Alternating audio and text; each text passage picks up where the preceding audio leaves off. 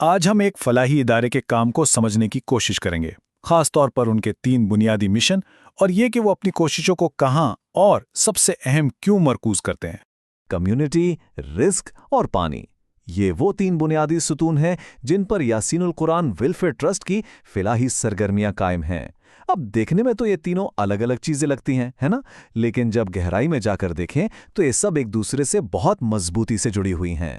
تو چلیں سب سے پہلے مشن سے بات شروع کرتے ہیں، یعنی کمیونٹی کی تعمیر۔ یہ ایک ایسی بنیادی انسانی ضرورت ہے کہ لوگ ایک جگہ اکٹھے ہوں، ایک دوسرے سے ملیں جلیں۔ 204 صرف ایک عدد، لیکن اس کے پیچھے ایک بہت بڑی کہانی چھپی ہے۔ ذرا سوچئے یہ کیا ہو سکتا ہے؟ تو یہ ہے اس عدد کے پیچھے کی کہانی۔ جون 2024 تک پاکستان کے مختلف علاقوں میں 204 مساجد یا تو نئی بنائی گئیں یا ان کی مرمت کی گئیں یا ان کی تعمیر میں مدد فراہم کی گئی۔ اور دیکھیں، یہ صرف اینٹ اور پتھر کی عمارتیں نہیں ہیں، یہ دراصل وہ جگہ ہیں، وہ مراکز ہیں جہاں کمیونٹیز آپس میں ملتی ہیں، جڑتی ہیں اور مضبوط ہوتی ہیں۔ اچھا، تو کمیونٹی کے لیے جگہ بنانے کے بعد اب ہم ضرورت کے اگلے ذہن پر قدم رکھتے ہیں، اور وہ ہے رزق، یعنی کھانے پینے کا انتظام اور اس سے جڑی جو ہماری مذہبی اور سماجی ذمہ داریاں ہیں ان کو پورا کرنا۔ یہاں ایک خاص تصور سامنے آتا ہے، وقف قربانی۔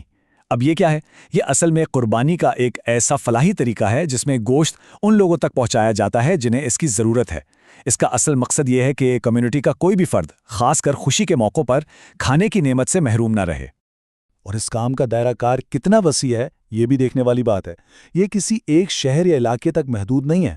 چترال میں وادی کالاش سے لے کر نیچے سندھ میں تھرپارکر تک اور پھر بلوچستان کے دور دراز حصوں تک یہ ان سب جگہوں پہ کام کر رہے ہیں۔ یعنی یہ کوششیں براہ راست زمین پر لوگوں کی زندگیوں پر اثر انداز ہو رہی ہے۔ کمیونٹی ہو گئی، رزق ہو گیا، اب آتے ہیں اس ٹرسٹ کے تیسرے اور شاید سب سے اہم مشن پر، ایک ایسی چیز جس کے بغیر زندگی کا تصور ہی ممکن نہیں: پانی۔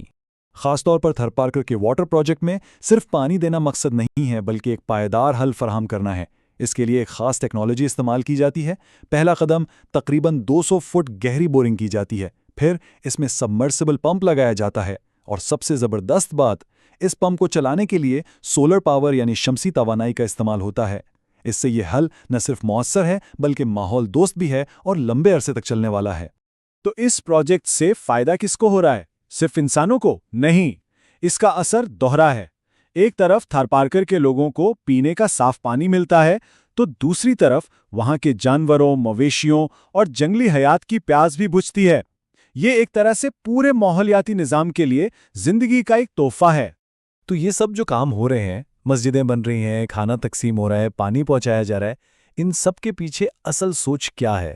وہ کون سا رہنما اصول ہے جو ان تمام کوششوں کو ایک لڑی میں پروتا ہے؟ چلیں دیکھتے ہیں۔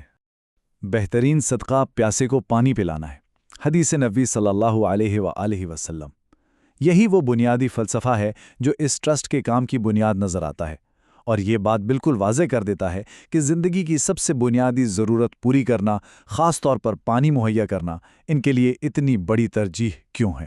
اور یہ ساری بات ہمیں ایک بہت اہم سوال پر سوچنے پر مجبور کرتی ہے کہ جب کوئی بھی ادارہ یا تنظیم اپنی ساری توجہ صرف بنیادی انسانی ضروریات جیسے کمیونٹی، رزق اور پانی پر مرکوز کر دے، تو اس کے کام کا اثر کتنا گہرا اور کتنا پائیدار ہو سکتا ہے۔